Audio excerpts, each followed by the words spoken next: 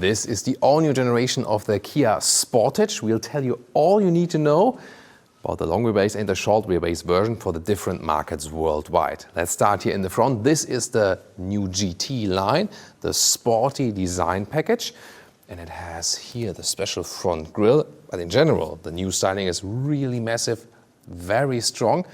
The top part here, kind of closed. But then here, once again, really open in the lower area. Also very prominent, the new LED daytime running light. The main headlamp unit starts with LED and optional the matrix LED. Experience green is this very special new color, by the way. And you also see here the new Kia logo. So they have completely changed the whole brand design. Around 5 inches or around 14 centimeters is the length difference from the short wheelbase to the long wheelbase version, splitting in the wheelbase and here the C-pillar. This is here the European version at 4 meters 51 or 178 inches. And the version for Asian and the American market is 4 meters 66 or 183 inches. So not too big of a difference, but the styling details are different. The European version gets this contrasting black roof as an option exclusively. And here the window graphic then is different. And also the C-pillar would be just longer in the US and the Korean version, for example. Interesting, by the way, this split here. So their new design philosophy explicitly works with contrasts. I usually find design better when it's more fluent and easy, but they also want to arouse attention with contrasts like these, where it's really like going in the opposite way. Very interesting.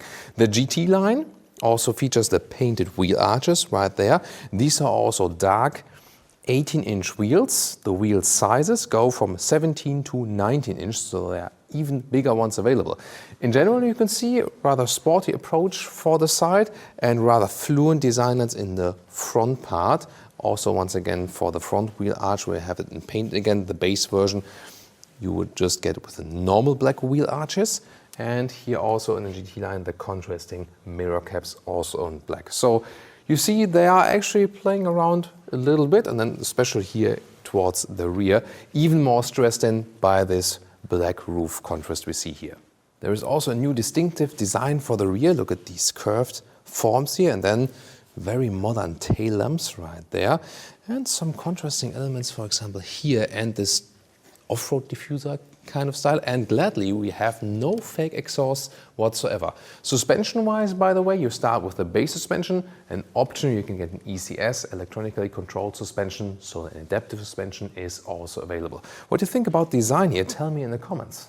This is the car key, and it also features this remote parking function. We know it from our recent Genesis reviews or the Hyundai Ioniq reviews. Of course, Kia, Hyundai and Genesis, all the same corporation, and therefore they also share these features. You can also press it here for keyless entry and door closing sound.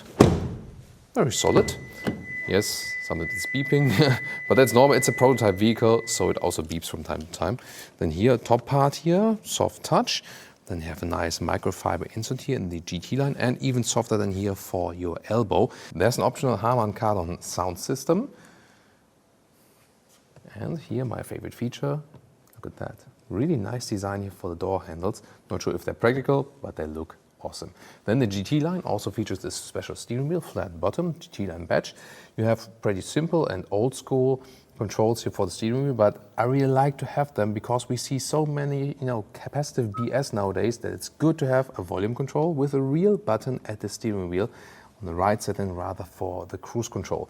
This is the, cool option or standard in the GT line, this curved display. 2 displays, left and right, 12.3 inch. Standard or smaller trim levels would be a smaller screen than actually, but this is then actually the most prominent option. Also interesting how the air vents are newly integrated right here, and the seats said to be just it's kind of sporty, I would say, because it looks already sporty. And here it has some microfiber inserts, and then also leatherette is being used. And as my information goes so far, this is here also an animal-free seat. So also Kia going in this direction, especially also with the new electric vehicle, the EV6, for example. So pretty cool first impression. Let's get inside. And Yeah, it's actually quite plush, but you already have an elaborated seating position, so you feel like you would be in a proper SUV. Doesn't feel small at all.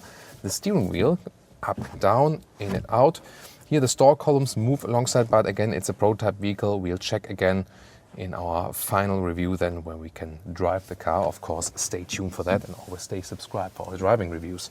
Then, electric seat, up and down, here like this. The electric motor is actually also quite fast. And what about the space here? There is the panoramic roof in here, 1.86 m or 6'1", and still a lot of headroom left, no problem. What is quite cool, there are two features actually here in this vehicle that are really fast. And you can open this panoramic roof like this. It's really wide, goes all the way across. And now it gets really interesting because this is the first feature. Look at that, how fast the cover for the sunroof is. Some of we have vehicles which are like really slow in that, but look at that, that's like, I think it's the fastest sunroof cover I've ever seen. And the second fast thing is to come up right now. And here it is, either open space or cup holders in. And now maybe we need slow-mo. Whoa, whoa, whoa. There we are with the cup holders. Okay, once more. Jonas, wanna put the slow-mo on? Attention. Interior overview, really impressive with this curved screen. I'm not sure if it appears on camera because this is 2D, but my eyes are, watching 3D, and this is really curved. And yeah, the same way, by the way, in the EV6. So this is very interesting technology transfer, and yeah, probably a very interesting option to go for, or standard when you have the GT line. Soon more details to each of these screens here, 12.3 inch. Here the steering wheel already looks very sophisticated. Also the materials they're using, and also real metal here on the inside. So this makes a good impression. Again, classic buttons, but really glad to have them, that you can control them while driving. Also for the cruise control, no capacitive BS, really, really good. Then what's also interesting before we come to the screens, here, this lower unit. So it's a mix. You have like touch here for the vent strength, but you still have a manual dial then for the temperature. And I'm really glad as well that we still have that. So I think this is good user interface, that they still use some classic elements right there. And you can also switch this one. So at the moment it's for temperature, left and right, here like this, or so you can sync it again. And when you hit this button, then you have some more hotkeys right here. And you have this as a manual volume jog, and on the right side for tune. It's an interesting idea. Yes, not sure if you will really use that while driving. I mean, you also have the volume control on the steering wheel. Still, it's good to have a volume knob. That way, they go like, a mixed way. They reduce the amount of buttons, and then you still have the possibility, at least, I would probably leave it on the temperature, but at least you have the possibility. Interesting. A lot of black piano lacquer use here. I would tend to reduce that. When you open that, you have USB chargers. This will also be USB-C when you get the car in the showroom. Heated steering wheel and heated seats. Again, with separate wheel buttons. Yes, please, we need that. And other manufacturers, watch and learn. If you put everything in a touchscreen, it maybe looks fancier, but it's not practical while driving especially. The driving selector here, those from Jaguar Land Rover, or they have actually introduced that first, and Ford has that. Now also with Genesis, for example, but here also with Kia. So yeah, why not? And here this is a selector for the driving modes. When you have the optional adaptive suspension and then go for the sport mode, it will be stiffer than, for example, suspension-wise. Then we have the armrest, the leatherette cover. The attachment could be a little bit better, but again, at the moment, prototype stage. Here, a lot of space underneath. The usage of interior space, so far, really good. Fancy digital instruments indeed, and you can change the schemes here. For example, a more classic view, or like this, or maybe like this. And this one, of course, the most fancy one. And by the way, if you use the turning indicators, there will also then be a camera right here, a camera view from the side mirrors, like we've seen in our recent Genesis reviews, that you have a blind spot camera basically in the digital instruments. That one will be available when you go for the 360 degrees camera package. Infotainment screen up close, works here via touch. And let's take a look at the climate menu. So usually you would just control it from below, but you can also do it in the touchscreen like this. Again, main menu, and let's take a look at the map. So this is something, I'm not sure why they're still using this kind of, system where it got this hook here. Yeah, so there are definitely better infotainment system maps here out there.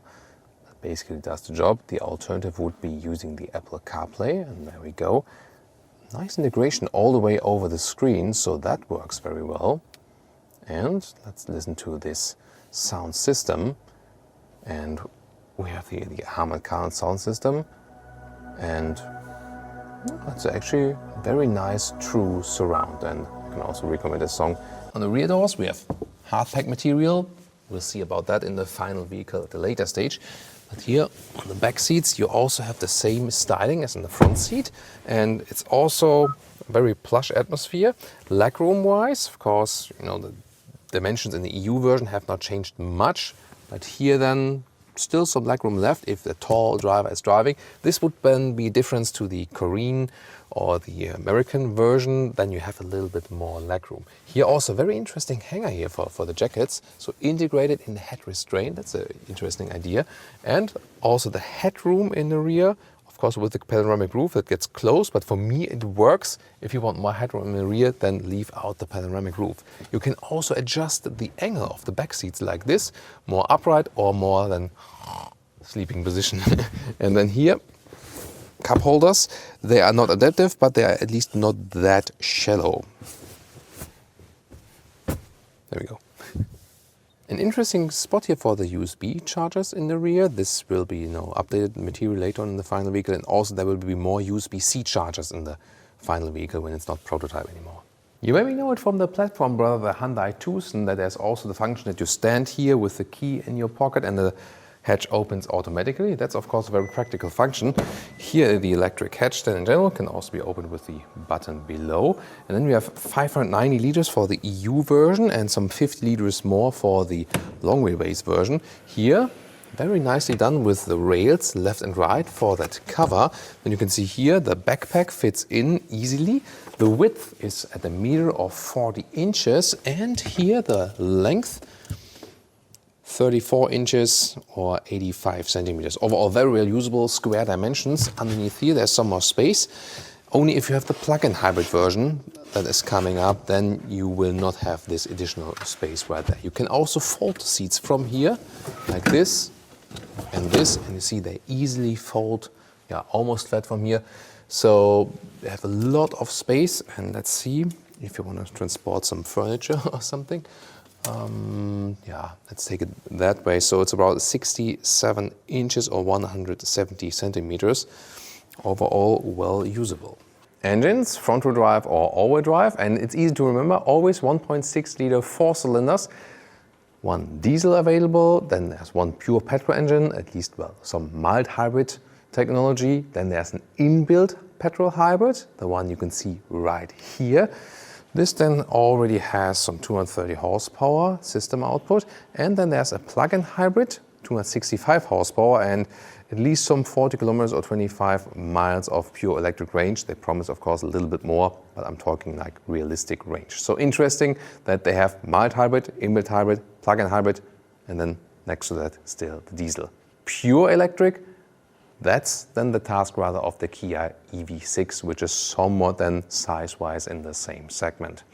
Of course, not a true SUV then, for sure. Do the competitors need to be afraid now of the new Kia Sportage like the VW Tiguan or the Mazda CX-5? Click these videos and I would say they rather should be.